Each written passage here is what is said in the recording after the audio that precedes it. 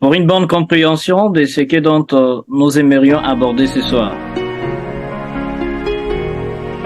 Nous sommes dans les évangiles selon Jean.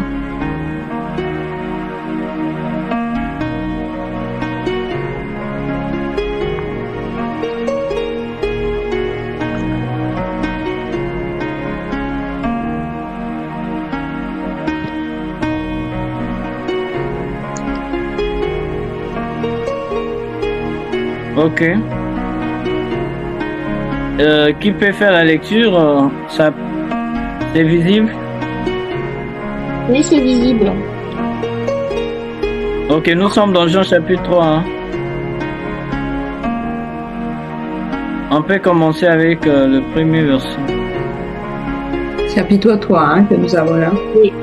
Oui, c'est le chapitre 3 de Jean. Alors, mais il y a eu un homme d'entre les pharisiens, nommé Nicodème, un chef des Juifs, qui vint, lui, auprès de Yahushua, de nuit, et lui dit, Rabbi, nous savons que tu es un docteur venu d'Élohim, car personne ne peut faire ces miracles que tu fais si Élohim n'est avec lui. Yahushua lui répondit, en vérité, je te le dis, si un homme ne naît de nouveau, il ne peut voir le royaume d'Élohim. Nicodème lui dit, comment un homme peut-il naître quand il est vieux? Peut-il rentrer dans le sein de sa mère et naître? Yahushua répondit, en vérité, je te le dis, si un homme ne naît d'eau et d'esprit, il ne peut entrer dans le royaume d'Élohim. Ce qui est né de la chair est chair, et ce qui est né de l'esprit est esprit. Ne t'étonne pas que je t'ai dit, il faut que tu naisses de nouveau. Le vent souffle. Bon, le vent souffle, allez-y, vous arrêtez là. Le vent souffle où il veut, et tu entends le bruit, mais tu ne sais d'où il vient, ni où il va. Il en est ainsi de tout homme qui est né de l'esprit. Très bien.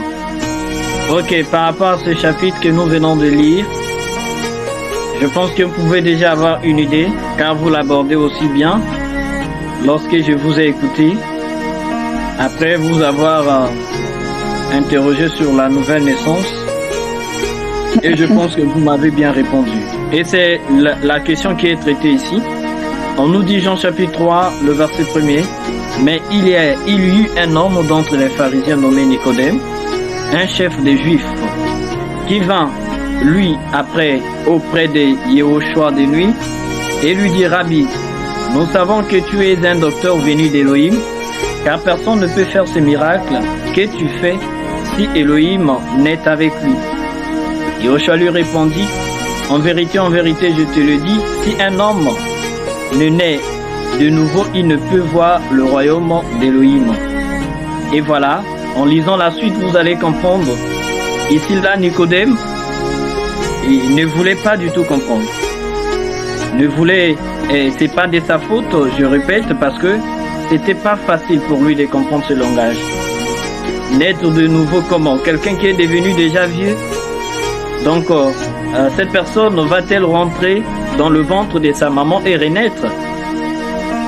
Et voilà, ce n'est pas du tout facile de comprendre, de saisir avec l'intelligence proprement charnelle. Ce n'est pas du tout facile. Et c'est impossible même de comprendre ça avec l'intelligence purement charnelle. Donc du coup, Nicodème était dans le questionnement. Il ne pouvait rien comprendre de ce langage-là, naître de nouveau, qu'est-ce que cela signifie?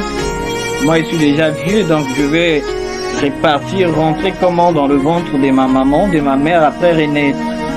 Et voilà. Yahushua a compris que Nicodème était encore purement charnel, donc il ne pouvait rien comprendre dans ce langage-là. Nicodème lui dit, 4e verset, comment un homme peut-il naître quand il est vieux?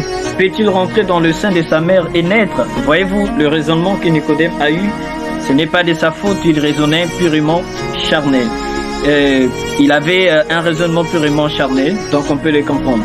Verset 5, Yehoshua lui dit, en vérité, je te le dis, si un homme ne naît d'eau et du souffle d'esprit pour tout le monde, il ne peut entrer dans le royaume d'Élohim. Là, il est catégorique. Ce qui est né de la chair est chair, ce qui est né du souffle est souffle. Comprenez par là esprit. Ce qui est né d'esprit, de l'esprit est esprit. Ne t'étonne pas de ce que je t'ai dit, il faut que tu naisses de nouveau. Il faut que tu naisses de nouveau. Alors c'est une obligation en fait. C'est quelque chose que nous devons forcément faire, à moins que nous ne croyions pas. À moins que nous ne croyions pas à sa parole. Alors nous comprenons par là que la nouvelle naissance, au fait, c'est naître d'eau et naître du souffle. Naître d'eau et naître d'esprit. C'est ça la nouvelle naissance. Et la nouvelle naissance, c'est le fait en réalité de changer de direction, comme je l'ai écouté dans ce groupe. Changer de direction, faire un demi-tour, c'est la repentance, c'est la conversion. Et voilà, c'est tout un processus. La nouvelle naissance ne suffit pas seulement d'être le fait d'être plongé dans l'eau. Et voilà, on est né de nouveau. Non, pas du tout. Ça ne suffit pas. Oui, tu peux être plongé dans l'eau, mais parfois lorsqu'on vérifie, tu n'es pas encore né de nouveau. C'est ça le problème. Il y a plusieurs personnes aujourd'hui qu'on a déjà fait plonger dans l'eau, mais malheureusement, lorsqu'on vérifie, cette dernière, lorsqu'on vérifie avec les yeux d'en haut, les yeux célestes, on peut comprendre que cette personne n'est pas encore née de nouveau. Donc, être plongé dans l'eau, ça ne veut pas forcément dire que vous êtes déjà né de nouveau. Donc, c'est tout un processus que j'étais en train de dire. Ça commence d'abord par croire à la parole. Lorsqu'on croit à la parole d'Élohim, cette croyance doit être accompagnée du baptême. Parce que, qu'est-ce qui prouve que vous avez réellement cru? Il faudrait accompagner cela par le baptême. C'est-à-dire, vous étiez né effectivement de la chair, il faudrait que vous naissiez du souffle, c'est-à-dire d'esprit. Il faudrait que vous naissiez d'en haut. Et voilà, la question portant sur la nouvelle naissance, c'est une question primordiale, c'est une question salutaire pour tout un chacun de nous. Alors, si quelqu'un ne connaît pas l'importance de la nouvelle naissance, je ne sais pas pour quelle raison et que nous prions en fait. Parce que si on n'est pas né de nouveau, le ciel ne peut pas nous recevoir. C'est comme si moi aujourd'hui, et je me lève un bon matin, j'arrive à l'ambassade et voilà, écoutez, et moi je vais en France, hein, et non, on va me qualifier de fou. Tu vas en France, est-ce que tu as rempli toutes les formalités qu'il faut remplir? Il y a des formalités, il y a des conditions, des critères à remplir. Alors, vous croyez que le ciel serait la cour du roi Péton, où tout le monde peut rentrer et sortir comme il veut? Mais pas du tout, détrompez-vous. Si seulement avec nos pays terrestres, là, pour se déplacer, il faudrait des documents qu'il faudrait remplir, acheter le billet, avoir le passeport, le visa et tout ce que vous voulez. Carte de séjour, il y en a beaucoup. Maintenant, que penserons-nous du ciel? Vous croyez que le ciel, c'est quelque chose qui est donné à tout le monde? C'est ce que vous croyez? Mais Elohim est catégorique. Il dit que si quelqu'un n'est né de nouveau, en réalité, il ne peut pas voir le royaume des cieux. Alors, nous allons partir lentement, sûrement, pour une bonne compréhension. Alors, je vais vous inviter encore à la lecture.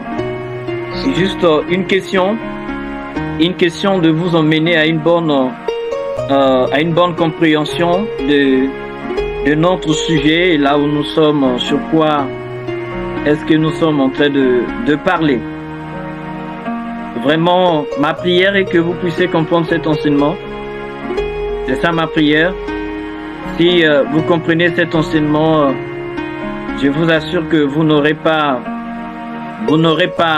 plus de soucis. Parce que comprendre cette notion-là, c'est très important. On va voir. On va prendre Marc. Marc va nous dire quelque chose là. Marc. Marc chapitre 16.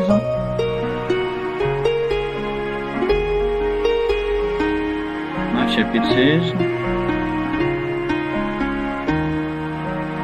Ok, vous commencez à partir du verset 15, vous prolongez la lecture jusqu'au verset 20. Vous commencez à 15. Puis il leur dit, allez par tout le monde et prêchez la bonne nouvelle à toute la création. Celui qui croira et qui sera baptisé sera sauvé, mais celui qui ne croira pas sera condamné. Voici les miracles qui accompagneront ceux qui auront cru. En mon nom, ils chasseront les démons, ils parleront de nouvelles langues. Ils saisiront des serpents, s'ils boivent quelques breuvages mortels, il ne leur fera point de mal. Ils imposeront les mains aux malades et les malades seront guéris. Adonai, après leur avoir parlé, fut enlevé au ciel et il s'assit à la droite d'Élohim. Et ils s'en allèrent prêcher partout. Adonai travaillait avec eux et confirmait la parole par les miracles qui l'accompagnaient. Très bien. Très bien. Ok. Et je pense que ici, là, l'évangile est très clair ici. Marc au chapitre 16, verset 15, il est écrit, puis il leur dit, allez par tout le monde et prêchez la bonne nouvelle à toute la création. À toute la création. Celui qui croira et qui sera baptisé sera sauvé, mais celui qui ne croira pas sera condamné.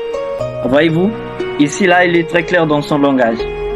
Alors, on n'a pas besoin de se consoler, on n'a pas besoin de jouer aux sentiments, parce que là, il est question de vie.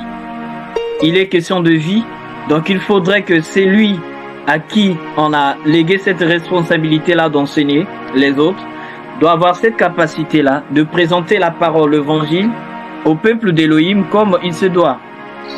Voyez-vous, donc en ce qui concerne cette question, j'aimerais vous parler de ça foncièrement, afin que je puisse en réalité être quitte par rapport à cette question-là, parce que j'aurai des comptes à rendre auprès d'Élohim. Verset 16, on dit, c'est lui qui croira, c'est-à-dire après avoir présenté la bonne nouvelle, c'est lui qui croira. Ça ne s'arrête pas là. On pouvait dire que celui qui croira sera sauvé, mais on dit c'est lui qui croira et qui sera baptisé. Conjonction de coordination, à moins que je me trompe. Donc les deux vont ensemble. C'est lui qui croira et qui sera baptisé sera sauvé.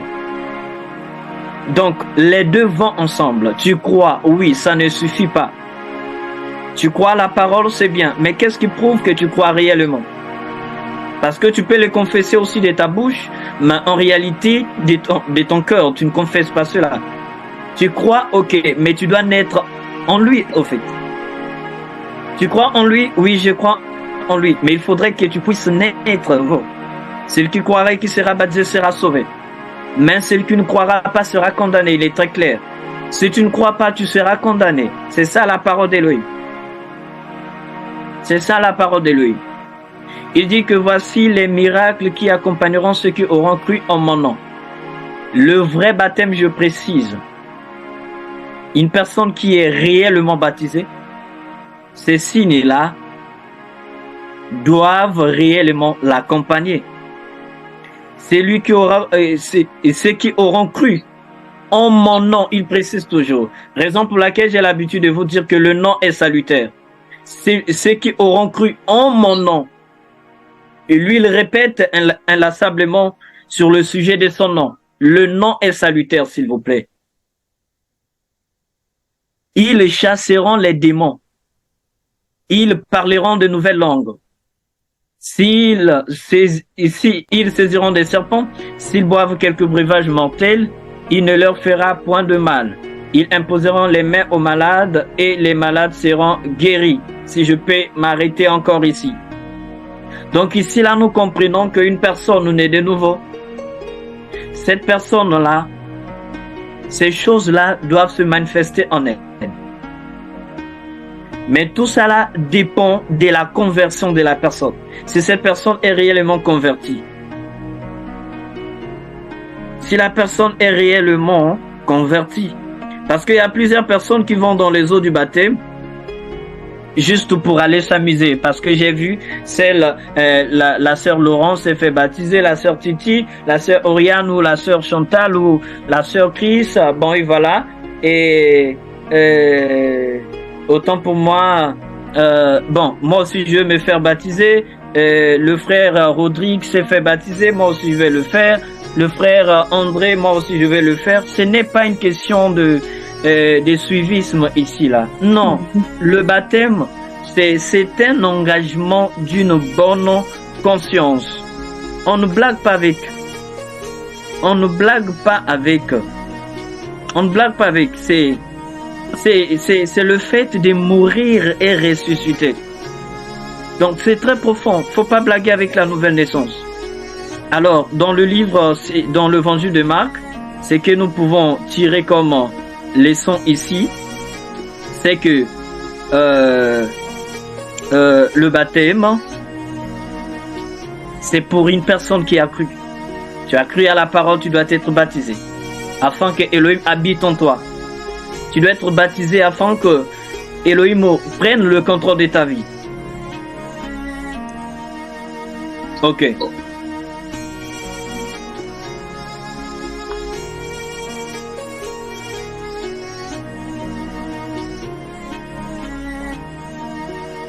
Un Pierre, s'il vous plaît. J'ai une question. Déjà? Oui, c'est pour revenir sur un passage. Tu peux pas attendre la fin, Oriane, s'il te plaît. Tu peux pas noter et attendre qu'il ait fini. Oh, ok, oui, Okay. pas de souci. Oui, parce que ça le coupe tout simplement dans son élan. Donc vous gardez vos prières, vos questions à la fin et vous posez, d'accord? On était sur Marc combien? Quel chapitre?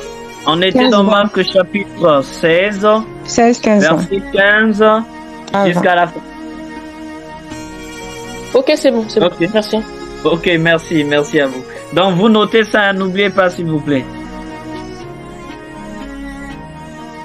Ok, qui peut nous faire la lecture? 1 Pierre chapitre 3, verset 1 Pierre chapitre 3, à partir du verset 15 s'il vous plaît. Qui peut nous faire la lecture? S'il vous plaît. Mais simplifiez-vous. Il y a quelqu'un qui voulait y aller? Je remonte, s'il vous plaît. On peut prendre même, d'ailleurs, s'il vous plaît. On peut commencer. Attendez. Pour ne pas faire une longue lecture. On peut prendre directement 20. Hein, la lecture, elle est longue. À partir de 14, elle est longue la lecture. Prenez à partir de 20. Hein, prenez 20 jusqu'à 22, jusqu'à la fin. Jusqu'à 22. Allez-y. Qui autrefois avait été incrédule lorsque la patience d'Élohim se prolongeait au jour de Noé, pendant la construction de l'arche, dans laquelle un petit nombre de personnes, c'est-à-dire 8, furent sauvées à travers l'eau. Cette eau était une figure du baptême, qui n'est pas la purification des souillures du corps, mais l'engagement d'une bonne conscience envers Elohim, et qui maintenant vous sauve, vous aussi, par la résurrection de Yehoshua Hamashiach, qui est à la droite d'Elohim depuis qu'il est allé au ciel et que les anges, les autorités et les puissances lui ont été soumis. Merci beaucoup pour cette bonne lecture. Très bien. Très bien, très bien. Qui autrefois avait été incrédule, nous sommes dans 1 Pierre chapitre 3, 20 à 22. Qui autrefois avait été incrédule lorsque la patience d'Élohim s'est prolongée au jour de Noé, pendant la construction de l'arche, dans laquelle un petit nombre de personnes, c'est-à-dire 8, furent sauvées à travers l'eau. là, j'aimerais préciser une chose. Nous, les hommes, nous avons un langage tellement contraire au langage d'Élohim. Et voilà, et on entend dire un peu partout là, ah, vous croyez qu'il n'y a que vous qui serez sauvés et des milliards de personnes partout dans ce monde-là. Élohim va accepter que ces gens-là aillent en enfer. Ici, là, je ne sais pas si vous lisez ce que nous sommes en train de lire tous ici. Au verset 20, on nous dit que malgré le nombre de personnes qui habitaient et qui vivaient au temps de Noé, il n'y a eu que 8 personnes qui étaient sauvées. On doit savoir que Elohim n'est pas un Elohim qui cherche la multitude. Non, lui, il cherche l'obéissance et non la foule. Lui, il cherche la soumission, l'observation de sa parole, la mise en pratique de sa parole. Lui, c'est ce qu'il cherche, l'obéissance. Ce n'est pas le fait d'être nombreux, mais c'est le fait de mettre en pratique tout ce qui est écrit dans sa parole. Donc lui ne voit pas le nombre. Donc détrompez-vous. Ne vous dites pas que voilà, il y a tellement beaucoup de gens qui prient par exemple au nom de Jésus et Elohim ne peut pas permettre que ces gens-là aillent en enfer. Détrompez-vous. Elohim ne joue pas au sentiment, il est clair dans sa parole. Donc s'il y a 8 personnes qui appliquent, c'est seulement les 8 personnes qui seront sauvées. Donc s'il y a 1000 qui n'appliquent pas, les 1000 là iront en enfer. Il est clair dans sa parole. Donc détrompez-vous. Ce n'est pas le nombre. Elohim ne cherche pas le nombre. Lui, il cherche l'obéissance. Verset 21. Cette eau était une image du baptême qui n'est pas la purification des souillures. Qui n'est pas la purification des souillures du corps, mais l'engagement d'une bonne conscience envers Elohim qui maintenant vous sauve, vous aussi, par la résurrection de Yehoshua HaMashiach. Je vous en supplie, le verset 21 doit alors attirer votre attention. Cela doit attirer l'attention de tout le monde. Ça doit attirer l'attention de tout le monde.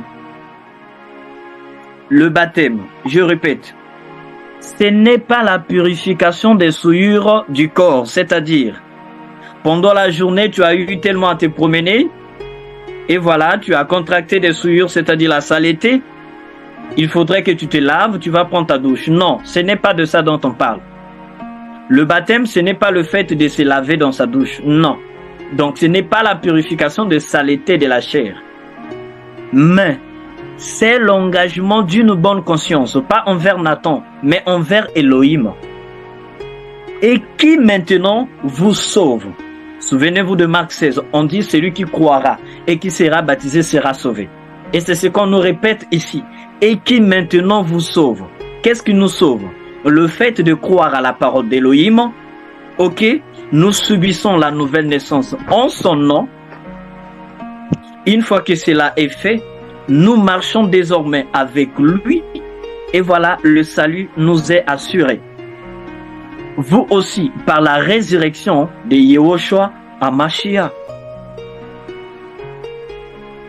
Donc, lorsque nous voyons le baptême, c'est l'image, au fait, de la mort et de la résurrection d'Adonai Yehoshua HaMashiach. Oui, c'est ça. Ah, ok, je vois déjà, il y a une question qui est arrivée là. Ok, je m'arrête d'abord là, je réponds à cette question. La sœur Oriane, vous pouvez aussi, si vous avez la possibilité d'écrire, vous écrivez.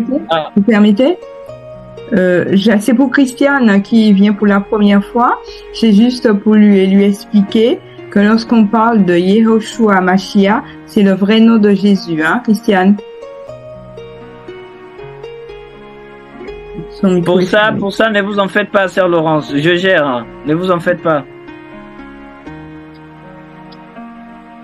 Ok, je vais lire la question de la sœur Titi. Ok, question. Ok, question pour la fin, je vois. Qui peut baptiser? Quels sont les attributs que doit avoir une personne qui baptise? Très belle question. Ok, la personne qui doit baptiser. qui peut baptiser, c'est la personne elle-même d'abord doit être née de nouveau. 1. La personne, elle est née de nouveau. C'est la première des choses. 2. Ça doit être un serviteur mandaté par Elohim. Pas qui s'est autoproclamé. Non. Ça doit être une personne qui, premièrement, née de nouveau, elle-même. Deuxièmement, cette personne-là doit être un serviteur mandaté par Elohim. Pas une personne qui s'est s'autoproclamée, mais une personne mandatée par Elohim. Deuxième des choses. Troisième des choses. Cette personne elle-même doit avoir une vie digne de la purification, de la sacralité, comprenez par là la sanctification. Cette personne-là doit avoir une vie de sacralité, de pureté, de sanctification. Parce que l'homme ne peut que donner ce qu'il a. Alors si je m'engage à baptiser une personne, au moment où moi-même je suis dans le péché, et voilà, je ne peux que transmettre le péché dans cette personne. Ok, maintenant le point le plus capital, le baptême, le vrai et le véritable baptême, se fait en un seul et unique nom. Alors, nous allons vérifier ça. Nous allons vérifier Actes des Apôtres. Actes des Apôtres.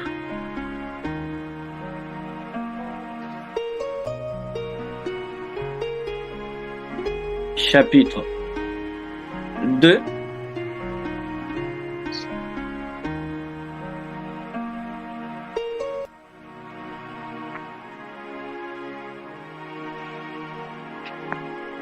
Ok. Attendez un instant là.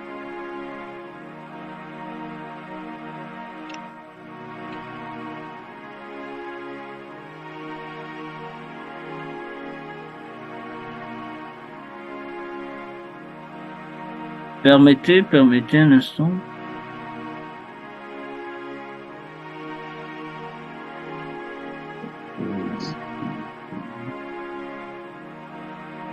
Mais il ne va pas descendre là.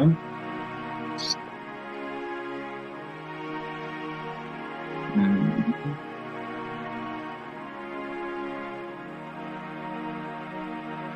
ne va pas descendre. Attendez.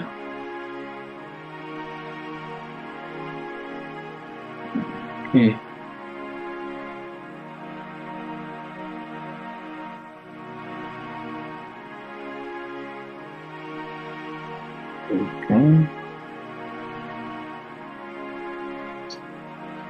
Ok, là je pense que c'est bien là. Vous commencez à partir des 36 à 38. Qui peut nous faire la lecture vite fait?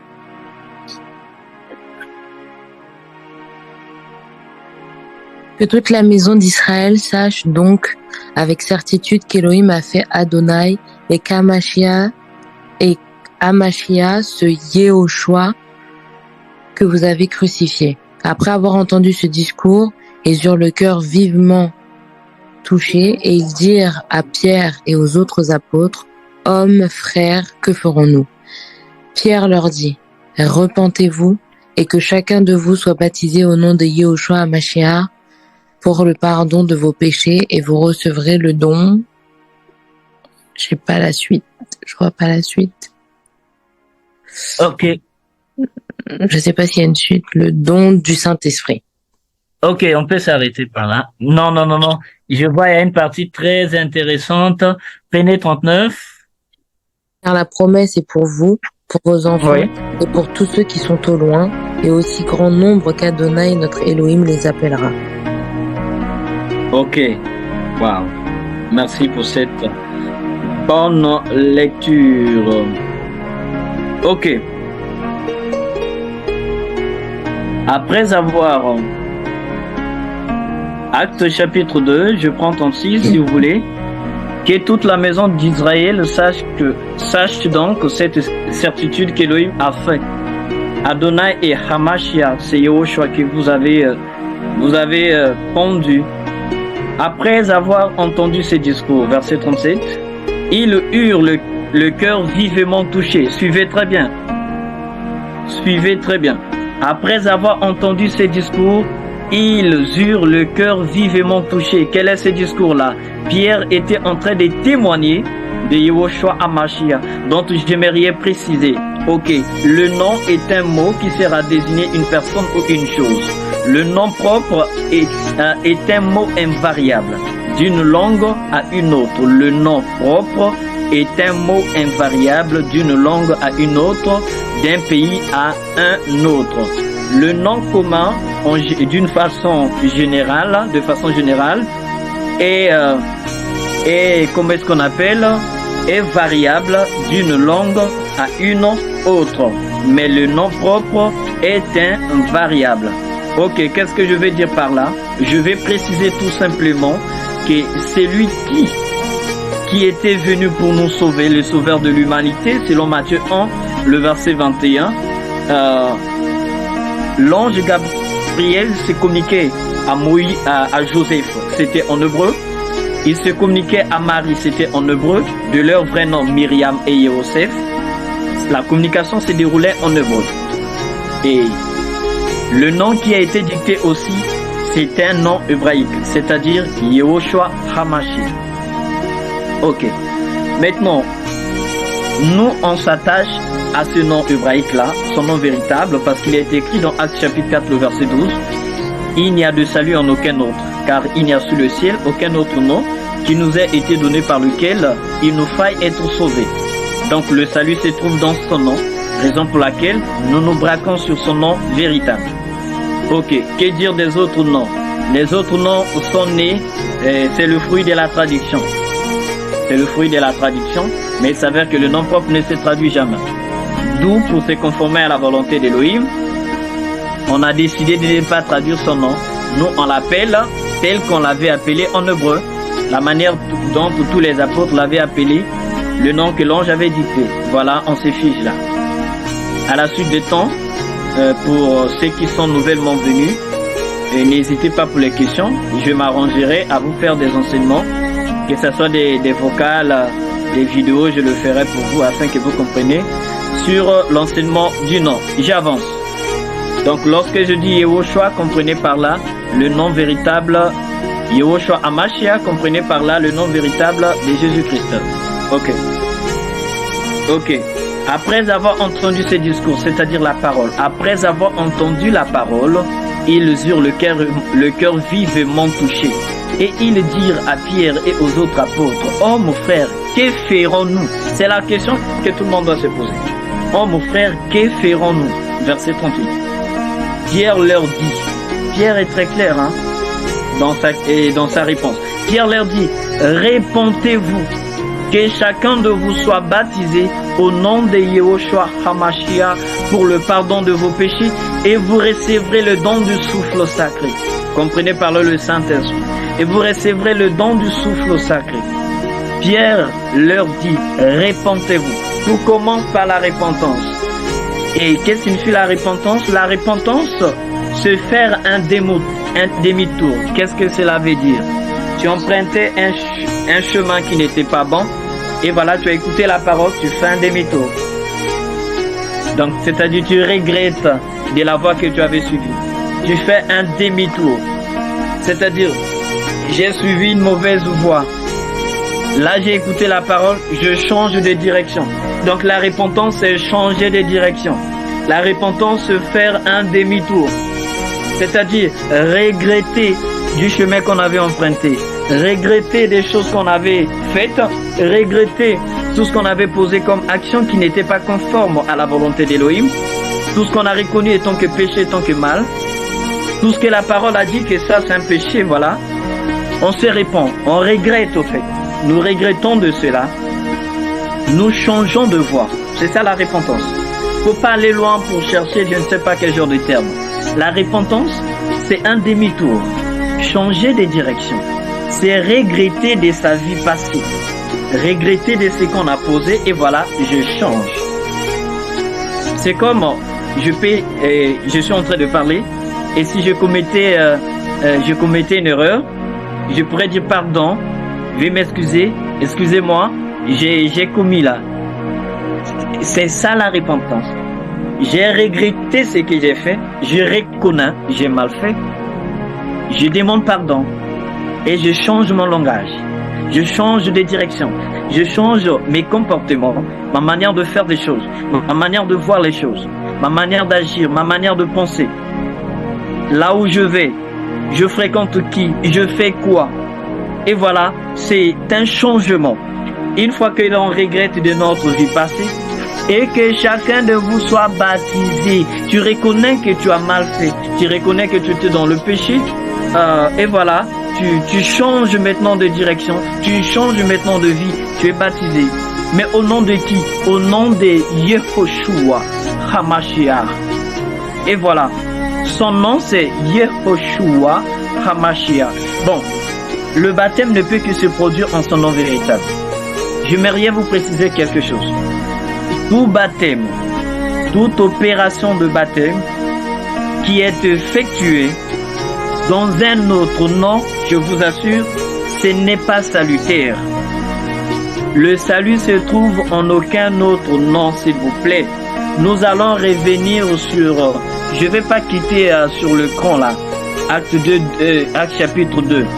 Mais quelqu'un là-bas peut me faire la lecture. Acte chapitre 4, le verset 12. Selon ta version, tu nous fais seulement la lecture. Acte chapitre 4, le verset 12. Qu'est-ce que la parole nous dit?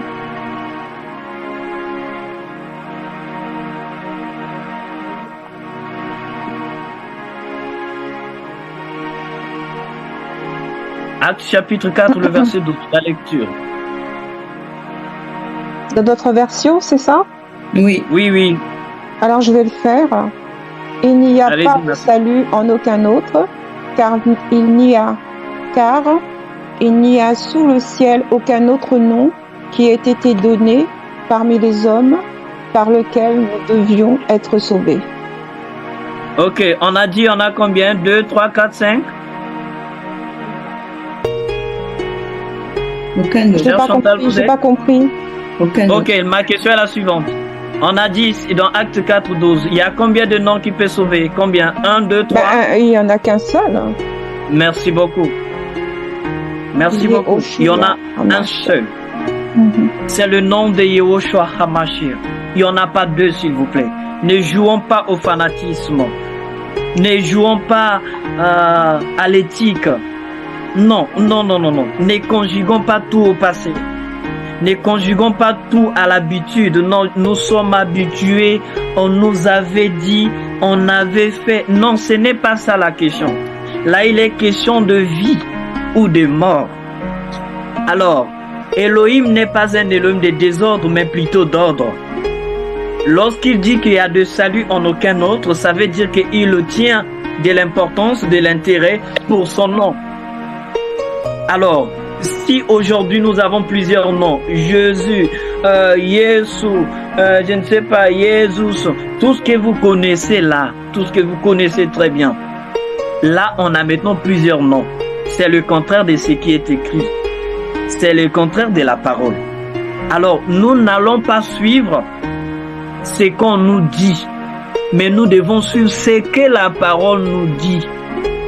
Alors aujourd'hui, il y a plusieurs enseignants qui s'élèvent, et des prétendus docteurs et pasteurs qui s'élèvent, qui enseignent le contraire. Mais nous n'allons pas suivre ces hommes-là. Nous devons suivre la parole.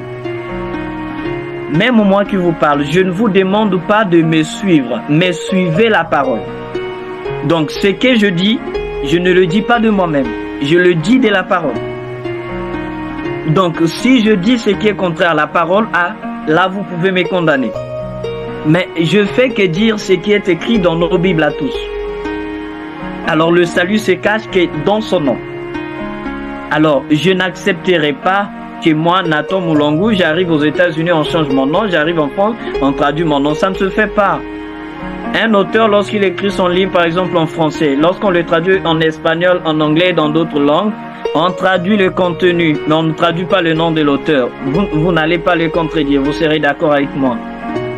Donc aujourd'hui, la sœur Titi, la sœur Chantal, Oriane, Chris ou Laurence, lorsque vous déplacez n'importe quel pays, votre nom demeure. On ne peut pas le traduire. Ok, c'est comme moi aujourd'hui, et j'ai écrit un livre, je suis auteur. J'ai écrit un livre, c'est en français. Et une maison peut me proposer la traduction. Et on traduit le contenu. Mais Nathan Moulongo va rester tel. On ne va pas traduire mon nom. Impossible, ça ne se fera pas. Si cela est fait, je sais que ça ne peut pas se faire, mais si cela est fait, j'ai le plein droit de le poursuivre en justice et ça va mal terminer pour lui. Et en réalité, il ne peut pas aussi le faire. Donc comprenez que le nom est salutaire. Ok, le nom est sacré. Le nom a une influence. Le nom influence la destinée de la personne. Regardez Abraham. Dans le nom Abraham, il était stérile. Mais lorsqu'il devient Abraham, il devient père des nations. Sarai, elle ne pouvait pas concevoir. Mais lorsqu'elle devient Sarah, elle peut enfanter Isaac. S'il vous plaît, comprenons l'importance et la sacralité du nom. Donc, ne jouons pas aux sentiments. Disons oui à la vérité, disons non au mensonge. Ce n'est pas le fait que nous sommes habitués avec le nom Jésus qu'on va demeurer avec. Si c'est une fausseté, on doit laisser, s'il vous plaît. Ok. Donc, le baptême ne peut que se faire en son nom. Si vous êtes baptisé dans un autre nom, je ne vous cacherai jamais la vérité, vous n'êtes pas encore baptisé. Vous avez été lavé. On vous a juste plongé dans l'eau. Mais vous n'êtes pas encore baptisé. Le baptême se fait en son nom. Alors, pour ne pas que je parle beaucoup, parce que moi j'aime parler avec les Écritures. Actes.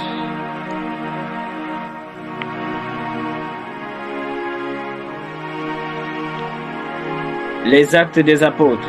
Il est écrit, vous êtes édifiés sur les fondements des apôtres et des prophètes. Yahushua Hamashia lui-même étant la pierre principale de l'angle. Nous sommes dans Actes,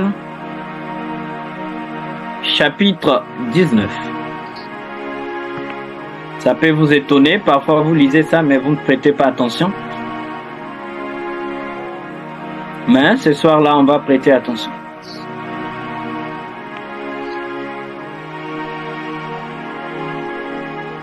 Ok, commencez la lecture avec le premier verset, Actes chapitre 19, le premier verset. Je pense qu'elle est en train de charger là la Bible, parce que la suite n'est pas encore affichée. Commencez avec le premier verset, s'il vous plaît. Pendant qu'Apollo était à Corinthe, Paul, après avoir parcouru les autres provinces de l'Asie, arriva à Éphèse. Ayant rencontré quelques disciples, il leur dit, « Avez-vous reçu le Saint-Esprit ? Quand avez-vous cru ?» Ils lui répondirent, « Nous n'avons même pas entendu dire qu'il y ait un Saint-Esprit. » Il dit, « De quel baptême avez-vous donc été baptisés ?» Et ils répondirent, « Du baptême de Jean. » Alors Paul dit, « Jean a baptisé du baptême de repentance, disant au peuple de croire à celui qui venait après lui, c'est-à-dire en Yahushua. » Sur ces paroles, ils furent baptisés au nom de l'Adonai Yahushua. Lorsque Paul leur eut imposé les mains, le Saint-Esprit vient sur eux, et ils parlaient en langue et prophétisaient. Ils étaient en tout environ 12 hommes. Ok, vous pouvez vous arrêter là. Merci, ma bien-aimée, pour cette bonne lecture. Merci, que l'Adonai vous bénisse. Ok, nous sommes dans Actes chapitre 19. Je vais attirer votre attention. Soyez concentrés ici. Pendant qu'Apollos était à Corinthe, Paul, après avoir parcouru les hautes provinces de l'Asie, arriva à Éphèse. Ayant rencontré quelques disciples, il leur dit, « Avez-vous reçu le Saint-Esprit quand vous avez cru ?» Ils lui répondirent, « Nous n'avons même pas entendu dire qu'il y ait un Saint-Esprit. » Suivez très bien. Verset 3. Paul, le « il » là c'est Paul, il dit, « De quel baptême avez-vous donc été baptisé ?» Et voilà, c'est la question qu'on peut vous poser maintenant. Il dit, « De quel baptême avez-vous donc été baptisé ?» Et ils répondirent, « Du baptême de Jean. » Suivez très bien. Votre cas, ça peut être lequel? de quel baptême avez-vous donc été baptisés? Elles répondirent, du baptême de Jésus. Elles répondirent, du baptême au nom du Père, Fils et Saint-Esprit. Ça peut être votre cas. De quel baptême avez-vous donc été baptisés? Ça, c'est la question de Paul. Ils répondirent du baptême de Jean. Pour votre cas, du baptême de Jésus. Ou bien du baptême au nom du Père, Fils et Saint-Esprit. 4. Alors Paul dit, Jean a baptisé du baptême de repentance. Suivez très bien. Disant au peuple de croire en celui qui venait après lui, c'est-à-dire en Yehoshua. 5. Sur ces paroles, ils furent baptisés au nom d'Adonai Yehoshua. Tout est clair la parole. Je vous explique. Ici, là, Paul a constaté que il y avait des gens qui étaient baptisés. Mais ils ne connaissent même pas qu'il y a l'existence d'un souffle sacré, d'un Saint-Esprit. Maintenant, Paul leur pose la question, finalement, de quel baptême avez-vous donc été baptisés? Parce que cela étonnait Paul, comment ça? Vous êtes baptisés, mais vous ne connaissez pas qu'il y a le souffle sacré qui existe, Saint-Esprit. Et il répondit du baptême de Jean. Paul a compris que ce baptême-là n'était pas salutaire. Il y a des baptêmes qui ne sont pas salutaires jusqu'à ce jour. C'est-à-dire, lorsqu'on n'est pas baptisé dans les normes de la parole, cela n'est pas salutaire. On s'est fait seulement laver, on nous a lavé. Parce que ici, là, on nous dit que ces hommes-là ont été baptisés. Mais en réalité, leur baptême-là n'était pas salutaire. Ils n'avaient même pas reçu le souffle sacré. Non. Ils n'avaient pas reçu le Saint-Esprit. Ils n'avaient pas reçu ça. Donc, du coup, malgré qu'ils étaient baptisés, Paul était contraint de les baptiser. On dit que sur ces mots, verset 5, sur ces mots, ils furent baptisés au nom d'Adonai Yehoshua. Sur ce mot, il fut baptisé au nom d'Adonai Yehoshua. Voyez-vous? Donc, malgré qu'ils étaient baptisés, mais vu que le baptême n'était pas conforme, vu que le baptême n'était pas salutaire, alors il fallait prendre un véritable baptême, c'est-à-dire au nom d'Adonai Yehoshua Hamashiach.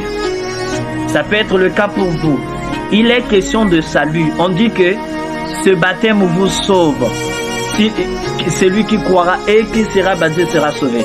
À moins que le salut ne vous intéresse pas. Mais car, à moins que je me trompe, si nous prions, c'est le but, l'objectif, c'est de gagner le ciel. Les autres choses là, c'est ce qu'on nous donne par-dessus. Mais l'objectif, c'est de gagner le ciel. Mais si l'on veut gagner le ciel, on doit forcément remplir les critères qui sont demandés. On doit remplir les critères. Alors ces critères-là, c'est croire à la parole. C'est se repentir, regretter de sa voie pécheresse, être baptisé. Une fois qu'on est baptisé, et voilà, on doit commencer une nouvelle vie. Baptisé au nom de qui? Au nom de Yehoshua Hamashiach. Alors quiconque a été baptisé au nom de Yeshua, au nom de Jésus, au nom de Jésus, de 10 os ou tous les noms que vous connaissez, ça je ne vous cacherai pas la vérité. Ils doivent être baptisés véritablement au nom de Yehoshua Hamashiach pour avoir réellement le salut.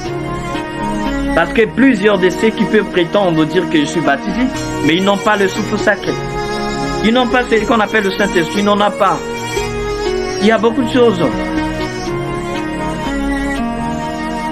Il y a beaucoup de choses. Il y a beaucoup de choses, frères, sœurs. Il y a beaucoup de choses. On doit se réveiller. Pourquoi les gens dorment? Pourquoi un sommeil si profond? Pourquoi un sommeil si profond? Et voilà, quelqu'un qui est baptisé, on voit que sa vie n'a pas changé. Les gens pensent que le changement, c'est seulement sur le plan matériel. Mais pas du tout. Ton âme, qu'est devenu ton âme? Il y a quel changement pour ton âme? C'est ton âme qui doit influencer ton corps. Mais les gens cherchent à voir directement. Et voilà, il était pauvre, il a maintenant des millions. C'est ce que les gens veulent voir. Maintenant, ton âme, est-ce qu'il y a un changement? Ta vie antérieure là, elle demeure toujours. Mais tu es né de nouveau. Mais pourquoi cette vie demeure? s'il vous plaît, la nouvelle naissance, ce n'est pas ce que l'on peut entendre un peu partout là. C'est mourir et naître. Mourir pourquoi? Mourir avec les œuvres des péchés pour ressusciter avec de nouvelles œuvres.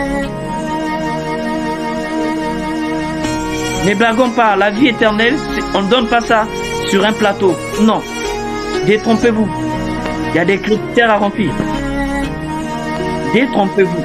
Il y a des critères à remplir, s'il vous plaît. Ne jouons pas aux sentiments. Là où ça ne va pas, on doit dire que ça ne va pas. Là où ça va, on dit que ça va. 2 Corinthiens. Chapitre 5.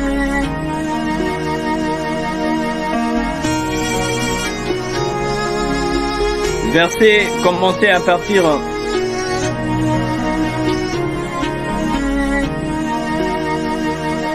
commençons à 14. 2 Corinthiens chapitre 5, nous commençons à 14.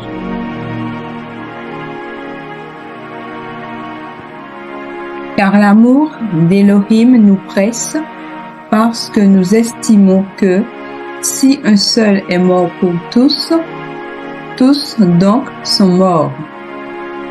Et qu'il est mort pour tous, afin que ceux qui vivent ne vivent plus pour eux-mêmes, mais pour celui qui est mort et ressuscité pour eux. Ainsi, dès maintenant, nous ne connaissons personne selon la chair. Et si nous avons connu Hamashia selon la chair, maintenant, nous ne le connaissons plus de cette manière. Si quelqu'un est en Hamashia, il est une nouvelle créature.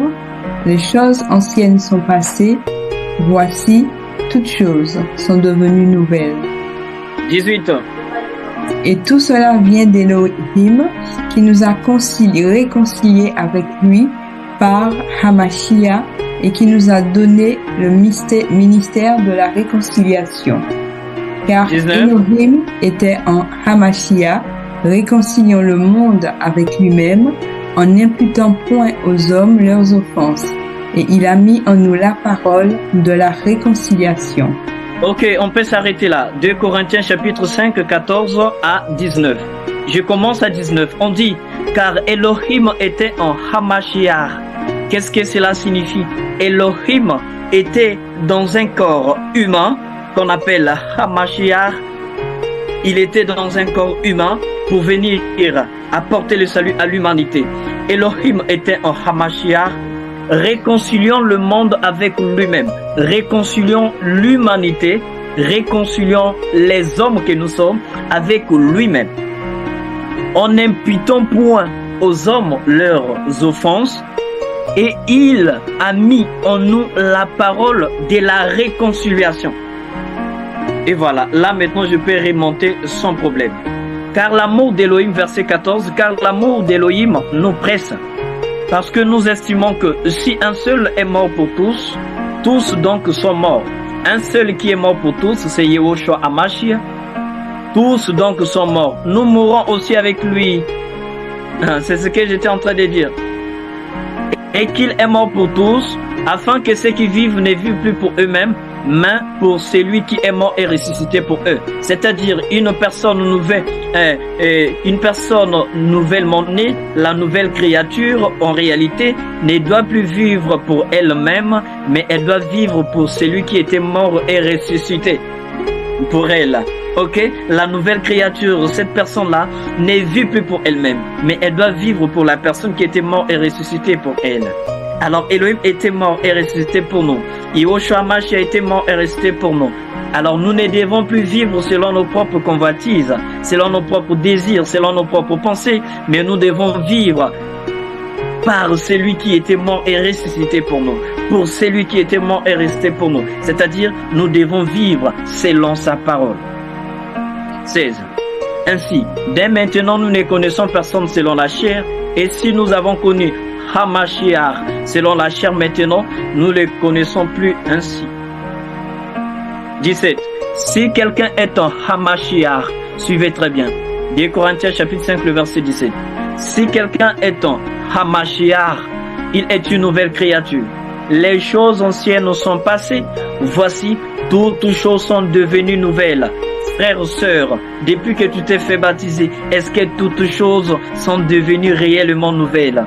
On doit se poser cette question. Alors, Elohim n'est pas en train de nous juger, mais il est en train de nous exhorter sur la nouvelle naissance. Parce qu'on dit que si quelqu'un est en Hamashiach, c'est-à-dire si quelqu'un est né de nouveau, il est une nouvelle créature. Les choses anciennes sont passées et voici toutes choses sont devenues nouvelles. Regarde-toi toi-même, examine-toi foncièrement. Est-ce que toutes choses dans ta vie sont devenues nouvelles? Est-ce que depuis que tu es baptisé, les choses sont devenues nouvelles? Vérifie très bien. Mais je suis en train de voir peut-être que ce n'est pas forcément le cas. Ce n'est pas forcément le cas. Parce que lorsqu'on dit que je suis né, je peux prendre l'exemple de notre sœur, la sœur Oriane, elle a un bébé là. Ok. Cette petite fille là, je pense que c'est une fille. Cette petite fille là, elle s'appelle comment déjà, sœur Oriane?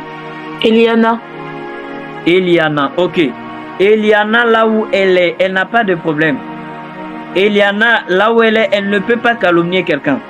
Cette fille, là où elle est, elle ne peut pas insulter. Elle ne peut pas mentir. Elle doit rien à personne.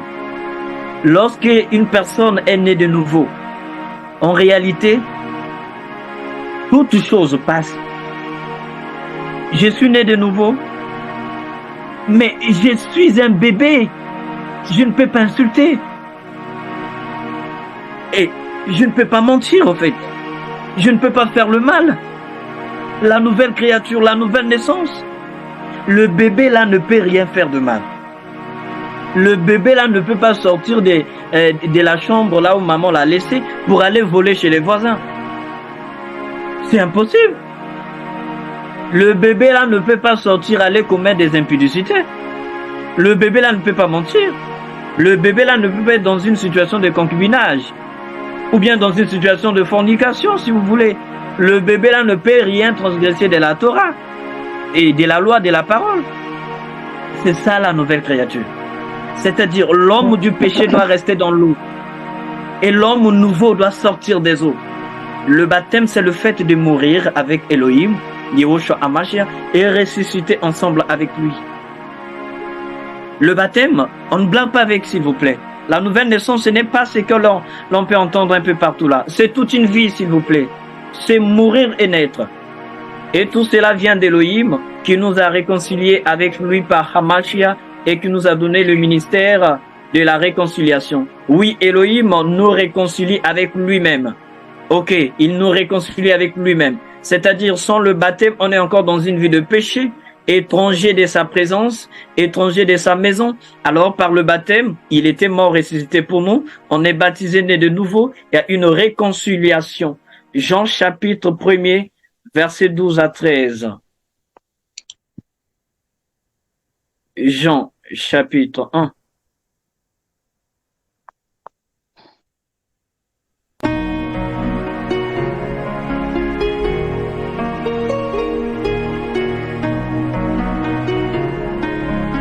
Un instant, s'il vous plaît.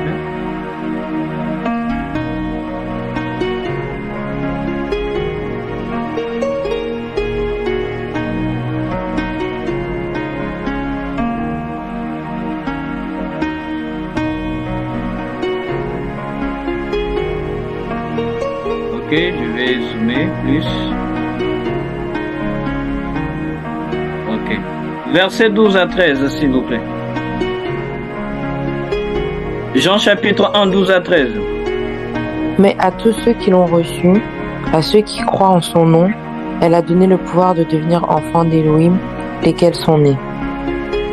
Non du sang, ni de la volonté de la chair, ni de la volonté de l'homme, mais d'Élohim. Et la parole a été faite chair, et elle a habité parmi nous, pleine de grâce et de vérité, et nous avons contemplé sa gloire, une gloire comme la gloire du Fils unique, venu du Père. Mais merci. Ok.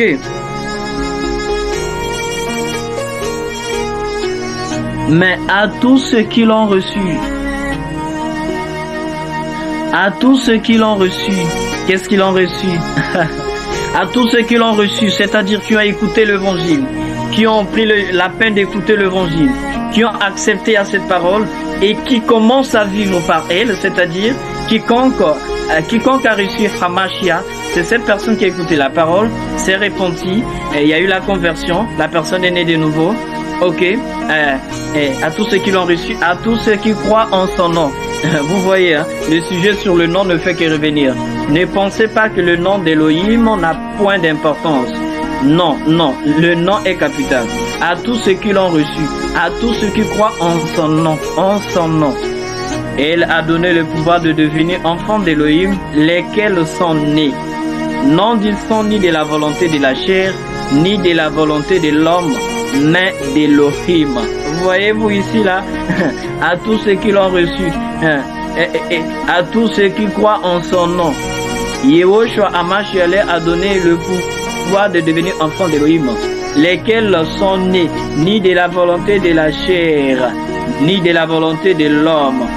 Lesquels sont nés non du sang, ni de la volonté de la chair, ni de la volonté de l'homme. Qu'est-ce que cela voudrait dire? Ici, là, on nous parle aussi de la nouvelle naissance. La nouvelle naissance, c'est une naissance indépendamment, ok, de la naissance de l'union entre l'homme et la femme. Donc, ça, ce n'est pas l'homme qui nous enfante. Raison pour laquelle dans Jean chapitre 3, là où on avait lu sur le baptême, le premier verset, je pense, on nous a dit que celui qui est né de la chair est chair. Et celui qui est né d'esprit est esprit. Donc celui qui est né de la chair est chair, c'est-à-dire l'union entre l'homme et la femme nous donne un être humain. Cet homme-là est chair, est charnel, est terrestre. Celui qui est né du souffle est souffle, parce qu'il est né d'en haut. Il est né de la volonté d'Elohim. La nouvelle naissance, c'est naître d'en haut, naître du ciel. On était né de la terre, on doit naître du ciel cette fois-ci. C'est ça la nouvelle naissance. C'est ça la nouvelle naissance, s'il vous plaît. On était né de la chair. Cette fois-ci, on doit naître d'en haut. Né du souffle, d'esprit pour une bonne compréhension. La parole d'Elohim est authentique. Elle est véritable. Alors là, je suis en train de voir. Je suis en train de voir. Il y a... Ok, je vois là. Je souhaiterais qu'on revienne sur Marc 16, verset 17. Pas de problème, je vais y revenir. Marc 16, votre inquiétude a été bien perçue, ça a été reçu. Ok, je vois. Ok, très bien. L'enseignement que nous recevrons est très rare. Par conséquent, comment faisons-nous pour trouver une personne apte à nous baptiser au nom de Yehoshua? Waouh, belle question. Très bien. Vous avez raison et vous n'êtes pas la première personne à soulever cette question. Je pense qu'il y en a aussi, elles sont là nombreuses, qui avaient soulevé la même question aussi. Comment ferions-nous pour trouver une personne apte pour nous baptiser au nom de Yehoshua? Très belle et bonne question. Parce que cet enseignement que nous recevons en ce moment-là, il est très rare. C'est ce que vous affirmez et je peux confirmer cela. Merci. Je vais répondre à cette question. Ok, merci beaucoup. Je vais comprendre la complicité entre la sœur Ria et la sœur Titi et ainsi que les autres. Je peux comprendre cette complicité. Ok. Vis-à-vis de cette question, vous avez parfaitement raison. Bon, comment faire pour trouver une personne qui peut vous baptiser au nom de Yehoshua Hamashiach? Ok, très bien. Cette question-là, il y a une réponse. À la fin de l'enseignement, je vous laisserai le temps d'en parler, pas forcément ce soir. Ça peut être discuté dans le groupe WhatsApp ou bien personnellement. La sœur Laurence pourra mieux vous orienter sur cette question-là. Pour ceux qui sont aptes, ceux qui sont partantes ou partants pour le baptême, la sœur Laurence pourra vous donner certaines orientations, certaines précisions pour le baptême, parce que elle-même aussi, elle est concernée, je pense. Ok, Bien sûr. ok, merci ma bien-aimée. Romains chapitre 6. Bon, avant que nous lisons, question. Il y a une question. Question. Moi, j'aurais voulu qu'on revienne sur le passage de Marc chapitre 16, verset 17. Très bien, on est là pour vous servir.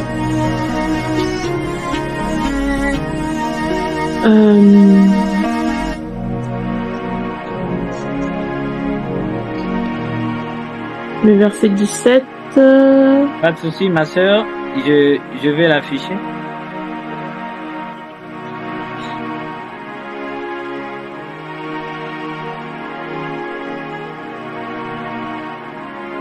Un instant, s'il vous plaît. Pas de souci.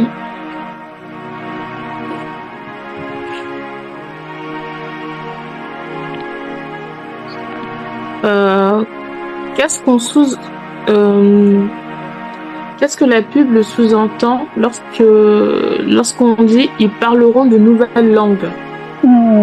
C'est le parler en langue ou c'est le fait de parler par exemple en anglais, en espagnol, en arabe? Qu'est-ce que cela signifie? Qu'est-ce que ça signifie? Ok, merci pour cette belle Une bonne question. question. Elle est très bonne et très belle même, très jolie. Je ne sais pas quel terme faut-il employer là. Ok, on va répondre ça par un verset. Moi, je ne vais pas beaucoup parler. Moi, j'aime lire.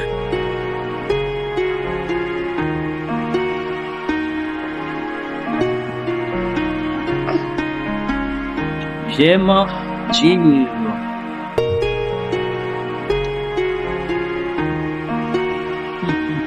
Ok, Acte chapitre 2. On peut commencer au verset 5. Et la sœur Oriane, l'intéressée, va faire la lecture. Je sais que ça concerne. Or, il y avait en séjour à Jérusalem des Juifs, hommes pieux de toutes les nations qui sont sous le ciel. Au bruit qui eut lieu, la multitude accourut et il fut confondu, parce que chacun les entendait parler dans sa propre langue.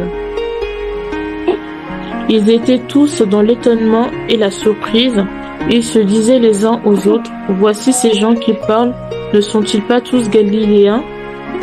Et comment les entendons-nous dans notre propre langue à chacun, dans notre langue maternelle ?»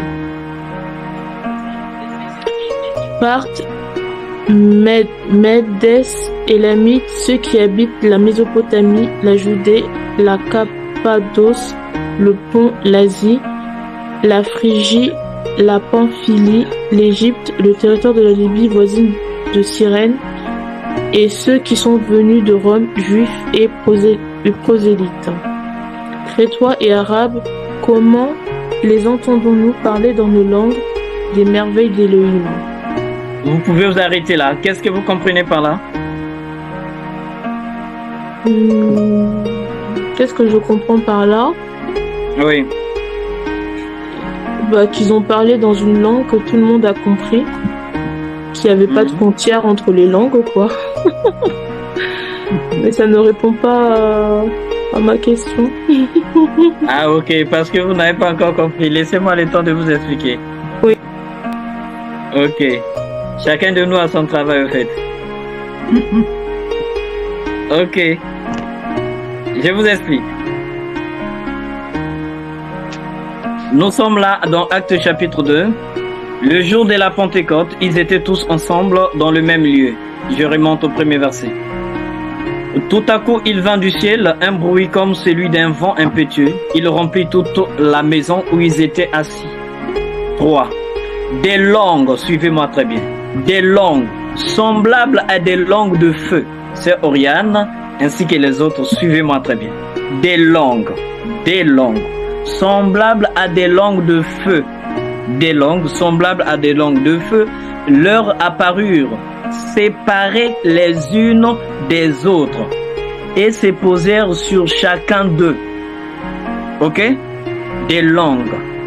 On nous a dit que c'est celui qui croira et qui sera baptisé, ainsi de suite sera sauvé. Voici les signes qui accompagneront ceux qui auront cru en mon nom. Ils parleront de nouvelles langues, on est d'accord. C'est ce qui s'est passé ici là. Donc il y a eu des langues semblables aux langues de feu qui apparurent aux apôtres. Chacun parlait d'une manière séparément, des unes ou des autres. Et voilà, 4. Ils se furent. Et ils furent tous remplis du souffle sacré, c'est-à-dire Saint-Esprit, et se mirent à parler en d'autres langues. Ma sœur, vous me suivez? Et ils se mirent à parler en d'autres langues, selon que l'Esprit leur donnait de s'exprimer. Donc, je suis bien dans votre sujet. Ok, verset 5. Or, il y avait en ce jour à Jérusalem des Juifs, des hommes pieux, de toutes les nations qui sont sous le ciel. Donc, toutes les nations qui sont sous le ciel étaient représentées ce jour-là à Jérusalem. Je dis bien toutes les nations sous le ciel étaient représentées. On a cité toutes les nations ici, on a cité. Il y avait l'Afrique, l'Europe, l'Asie, il y avait tout. Ok. On dit, c'était pour rendre témoignage à ce qui est écrit. Au bruit qui eut lieu, la multitude accourut et elle fut confondue parce que chacun les entendait parler dans sa propre langue. Ils étaient tous dans le tonnement, le verset 7. Ok. Ils étaient tous dans le tonnement et la surprise. Et ils se disaient les uns aux autres, voici, ces gens qui parlent ne sont-ils pas tous galiléens? Verset 8.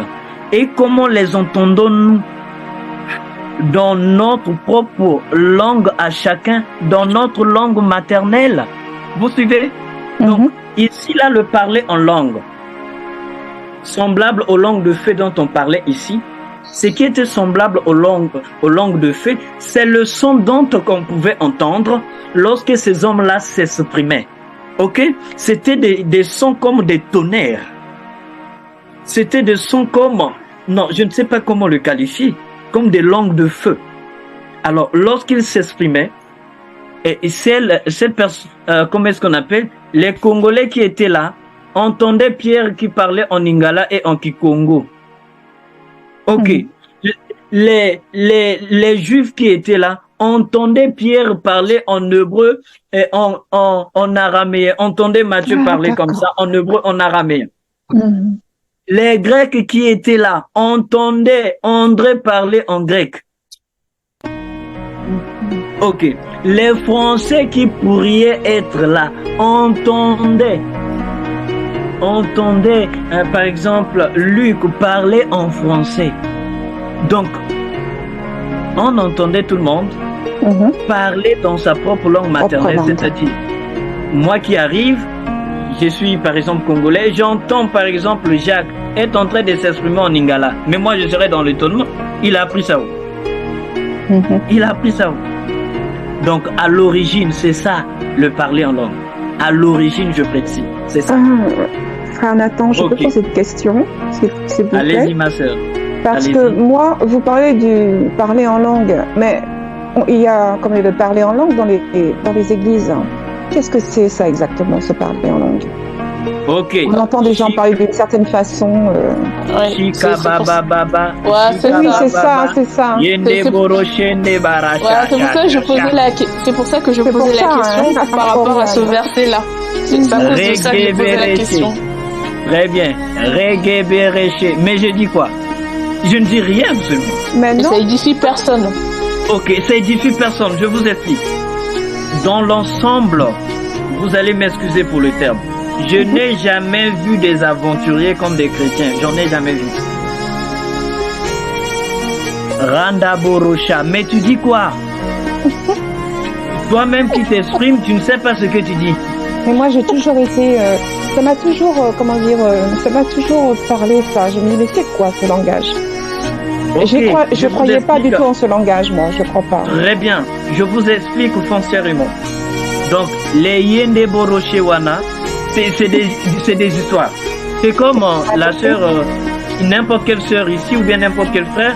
Bon, j'ai appris par exemple, et je parle par exemple le Lingala par exemple.